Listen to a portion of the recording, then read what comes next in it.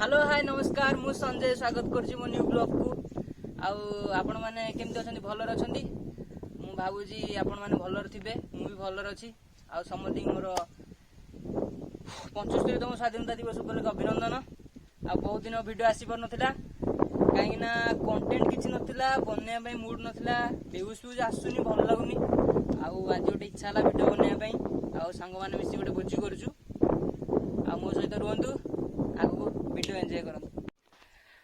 एबे मु आस्ती चिकन नवा पई चलंतु जिबा चिकन नै केसिबा आ मो सहित कंटिन्यू हेकि थांतु।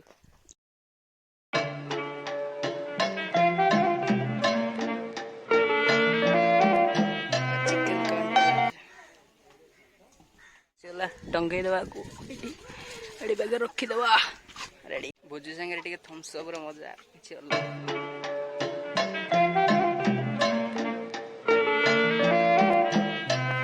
मुझे आसी पहुँची गली आमर जो रोसे होसी पहुँच जाइए आउपटे से भात बस सारे मुझे चिकेन नहीं जस्ट आसली चलते देखा से कौन कौन कर भात बसती ये मो सांग लिमुन ये मोर पिला बेलर सांग आम माने आम गोटे गाँव आम आठ गोटे सांग अच्छी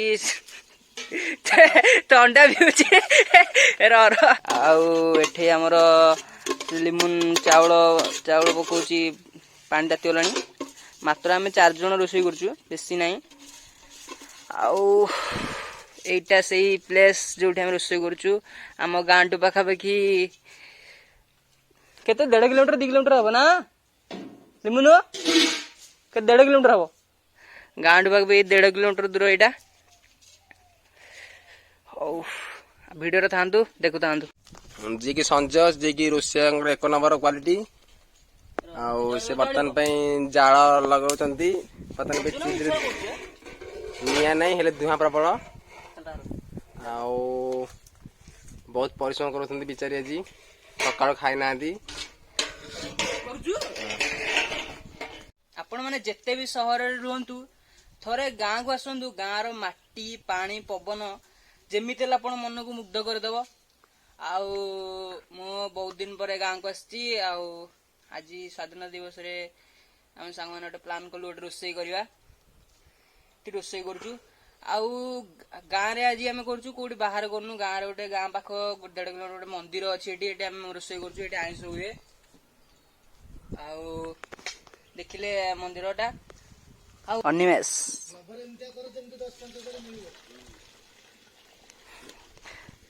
अरे पानी सब तक जाउछि भात खाई अरे बक्का तोरा 22 डिग्री तो भात ये जीवो भात नखे जीवो भात लगा के करो आ भात नाही भात अल्प होई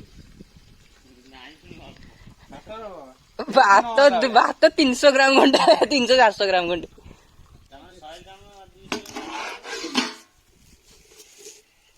ए पानी अछि त ढाळे चिकेन पकोड़ा पे प्रोसेस चलती चिकेन पकोड़ा हल्का पका हल्का ए पकोड़ा पे मैरिनेट रही मस्त देखा जाउची पूरा बास्ना भी मस्त आसुची देखंतु वीडियो आगो केमती केमती होउची प्याज कटाकटी चलची आसन देखिबा प्याज कटाकटी चलची प्याज काटुची मुठी रसुण छेचुची सेटुका देखो सेठी कौन कर काम नहीं खाली सोची पियाज ए रसुण सेठी पियाज से काटुची वर्तमान चिकेन पे आलू टिके जस्ट टिके फ्राई करा जाउची जस्ट टिके फ्राई करा जो कारण सिझिबा पे टिके टाइम लागो से जस्ट टिके फ्राई तबे हे गलानी रेडिश कलर हे गलानी काट देबा हो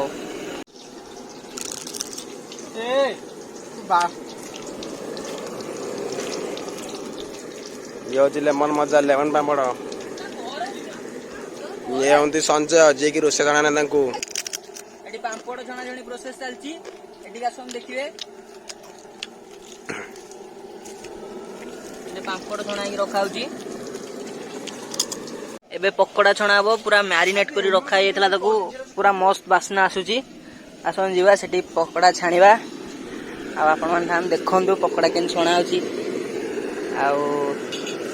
ତେଲ ପକା ଆଉ ଟିକେ ତେଲ ପକା। ତେଲ କିଛି ଦରକାର ନାହିଁ। ଓହୋ ଡେଲାଙ୍ଗ ସାହିର ବେପାରୀ ଯିଏକି ପକୋଡ଼ା କରିବାରେ 1 ନମ୍ବର। ଆଉ ପକୋଡ଼ା କେମିତି କଣ୍ଟେଷ୍ଟ ତ କହିହେବନି, ଆଗେ ପକୋଡ଼ା ଛଣା ସରୁ। ଟେଷ୍ଟ ତ ନିଶ୍ଚୟ ହବ। ଆଉ ଆଉ ଇଏ ହେଉଛି ପ୍ରଫେସନାଲ ପକୋଡ଼ା ଛଣା। ନାଲି ଚିକେନ ନା ମଟନ ହେଉଛି ମୁଁ ବି କନଫ୍ୟୁଜ୍ ଅଛି। ଆଉ ଛାଣ ଖାଇବା ଆଉ ପକୋଡ଼ା ଗୋଟେ ଟେଷ୍ଟି କଲେ ଜାଣିପାରିବି କି ଭଲ ହେଇଛି ନା ଖରାପ ହେଇଛି। ଆଉ ଗୋଟେ ଛାଣି ଗୋଟେ ଦିଅ ମୁଁ ଖାଇବି। ବର୍ତ୍ତମାନର ଭିଡ଼ିଓରେ ମୁଁ ରୋଷେଇ କରୁଛି ଆଜି। ଏଠି ପକୋଡ଼ା ଫ୍ରାଣ ପ୍ରୋସେସ୍, ଆଉ ସେପଟେ ସିଏ ଚିକେନ କରିବାରେ ବ୍ୟସ୍ତ। ଆଉ ବହୁତ ଖରା ୱେଦର ଟିକେ ଦେଖନ୍ତୁ। ୱେଦରଟା ପୁରା ଦେଖନ୍ତୁ। ଗୋଟେ ଦେଖ ଟେଷ୍ଟ କର। ଆଉ ଚୁଲି କେମିତି ଲଗେଇବା? ଠିକ ଅଛି ଟି? ନା ସତ କୁହ ନା କଣ ହବ? ହବ ନା? ଆଜି ଅଣ୍ଡା ଭାଙ୍ଗିଦେଲୁ ଟି? ନର୍ମାଲ ଲାଗୁଛି ନା? ନର୍ମାଲ। ଚିକେନ ରନ୍ଧା ଚାଲିଛି। ତେଲ ପିଆଜ ହେଇଗଲାଣି ତଥାପି ନାଲି ପରି, ତା ଦେହରେ ଅଦା ରସୁଣ ପଡ଼ିଯାଇଛି। ଟିକେ ଜଷ୍ଟ ୱେଟ୍ କରିବା, ହେଇଗଲାଣି। ଇଏ ରହିଲା ଆମର ପକୋଡ଼ା ପିସ୍, ଯୋଉଟା ହେଇଥିଲା ଷ୍ଟାର୍ଟର ପାଇଁ ଆମର। ଇଏ ଗଲା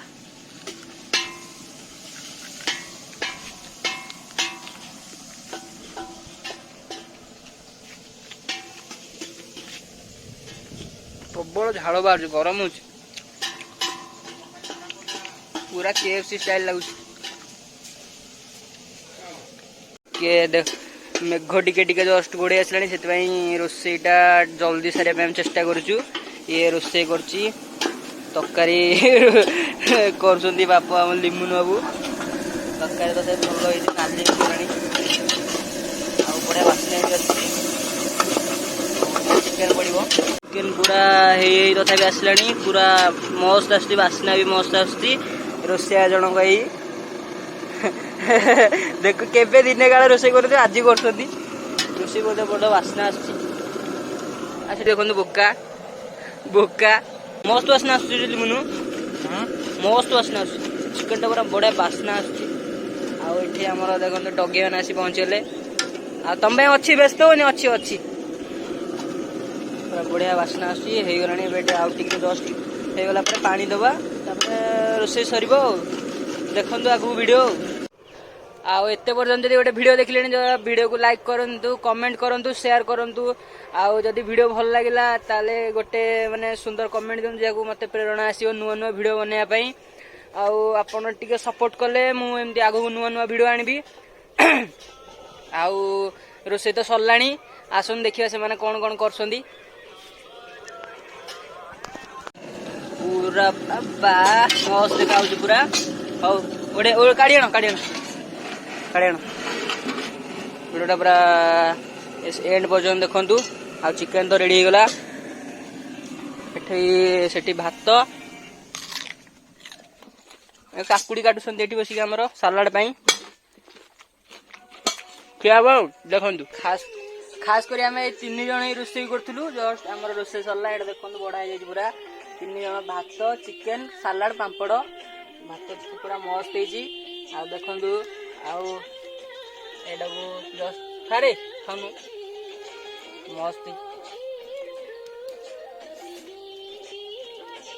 ହେଇଛି। ଆଉ ଭିଡ଼ିଓଟିକୁ ଯଦି ଦେଖିଲେ ଲାଇକ୍ କରନ୍ତୁ, କମେଣ୍ଟ କରନ୍ତୁ, ସେୟାର କରନ୍ତୁ, ସବସ୍କ୍ରାଇବ୍ କରନ୍ତୁ।